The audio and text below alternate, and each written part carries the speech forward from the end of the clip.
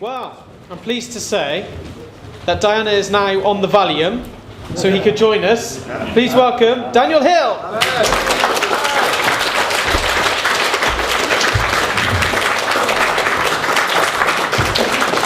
And joining the two Dans is an actor who thought his agent said was going to play Mr. Potato Head, but instead played the Sontaran. Please welcome Dan Starkey.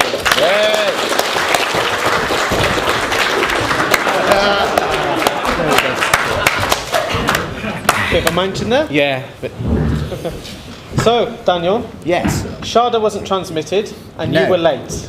I was late because I've just got no brain. I thought it was 4:30, so I only live in Barnes, so I breezed in here at 4:30 with my wife, who was actually the production assistant on Shada, and my lovely daughter Natasha. And I thought, I'm early, it's fine, And they were going, "Hello, Daniel.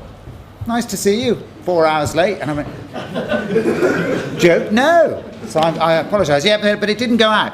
And it was a really sorry event because Shada, as you know, because you probably read the scripts or seen the video, it was a wonderful 6-part Doctor Who that Doug Adams wrote. And Douglas was very special because he was not only script editor, as you'll all know, but he was a wonderful writer, and he'd written, Hitchhiker's Guide to the Galaxy at that stage, and that was just becoming big on the radio. But he was a lovely man, and he had a great big heart, and the last thing that he would have wanted was for that programme, and none of us could believe for one instant that it would not have been remounted. When we finished, was it near Christmas? Yeah. As we came up to Christmas and we were finishing it, all the actors could think of was more money, more money. They're going to have to rebook us. But sadly, it didn't happen. And there were lots of reasons why. And so when it did go out on video, it was joyous, really.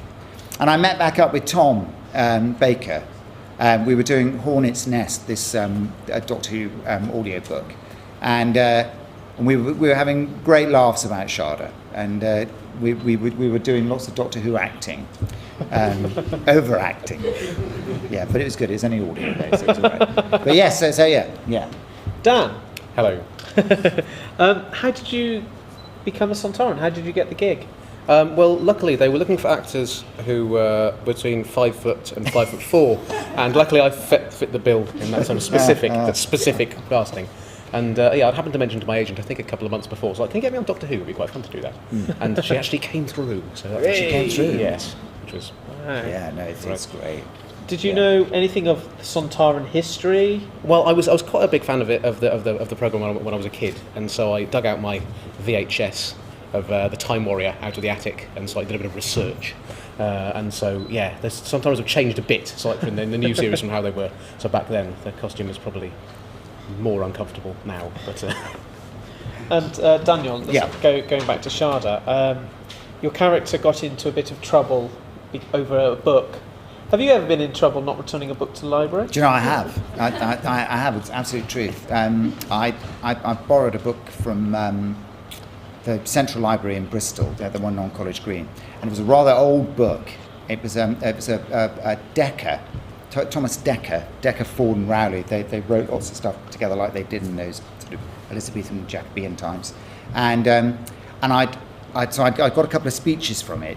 And then I'd just forgotten, I really did forget to take it back. And it was at my mum's house. She lived in Bristol as well. And I just couldn't find it. And it was a really, really, and the library just kept ringing me up saying, well, not ringing me up, but writing to me saying, your head is on the block if you don't get this book back. But thank God I did find it eventually. And they fined me a huge amount of money at the time. And my grant per week was about £2. And I think the fine was about £2.10 or something. So yeah, there we are. Be warned. Get the books back or burn them. Isn't that Nazism? Yes, I don't agree with that. But no, don't burn the books. Don't burn the books. Yeah. Were you rioting then? No. I don't know. I don't have the legs anymore. No, Dan, how long does it take to get in and out of the Sontaran costume? This sounds so long. Quite a while. It's about 2.5 hours to get glued into the head. is first of all you sit in the chair and everything like that, and get the arms on, because you've got to get the arms on first, because of course once the arms are on, then you can't get the head off. Then the sort of head gets plonked down onto your... No, first of all, get the latex skull cap put on, so that sort of like your head is smeared with sort of like a nice kind of Vaseline. Your ears are taped down as well, so you can't hear anything, but so obviously they don't get stuck. And then you have this giant Rolo made of latex stuck in your head, and so it's got about 2 inches of latex either side of the ear, so then you're deaf from that point on. And then they glue on the faceplate and so like glue it all there, and that takes about 2.5 hours. And then the rest of the time, it's about another sort of half an hour, or most of that is putting on the trousers. And that's kind of that's a delight. So like a nice pair of latex trousers just to get on there. So once they're on, and you don't drink any water. Do you have both of you, obviously having two completely different involvements within Doctor Who, but do you get recognised by fans for being involved? Get a lot of stage door activity.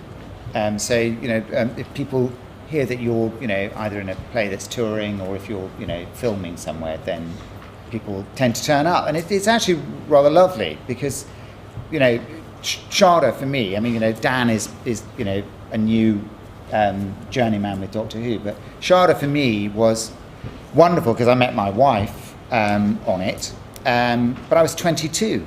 My daughter is 22. So for me, it's like, almost the beginning of my career. I'd left drama school a year at that point, and it was just joyous to get a 6-part Doctor Who playing the guest assistant. It was just wonderful. What was the question again? Do you get recognised? Ish. Yeah, but my son looks, it's extraordinary, but when the photographs are coming up with me, the lifted shots, my son is almost identical to me, and he's training at Central at the moment. Okay. Central School of Speech and Drama, there are about 5 drama schools which are really good, and Bristol, the one. You went to Bristol? Yes, well? I did. Yeah, Bristol. We're Bristolvic. They have a special module at alien acting. Yeah.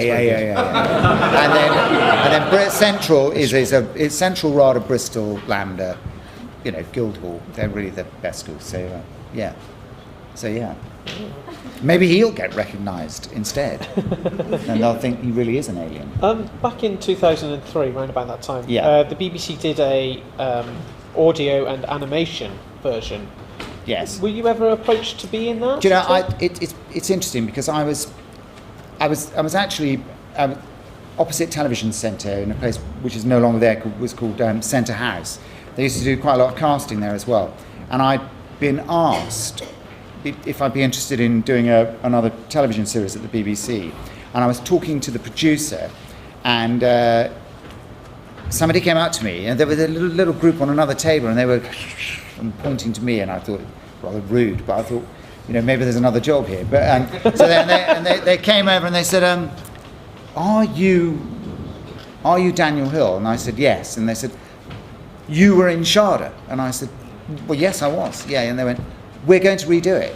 We're going to redo it. And I said, brilliant, fantastic. And they said, but we're probably going to have someone who's a bit younger. And I went, I should hope so. But no, I said, maybe I could play, the older me, as you could write a bit. No. Yeah, no, so I was never approached apart from that. Right. No, but God bless them. But there's a new animation that we revoiced about, how long ago was it? About 3 months ago, which fills in the bits of Shada. And some of you probably know about it already. And it's absolutely fantastic. I thought it was going to be like Matchstick Men walking across, but they've done, it's a sublime job. And we all sound exactly the same as we did back then. It really, it's quite creepy, seeing yourself, go from one scene as a real actor to a better actor in animation. He improved immensely.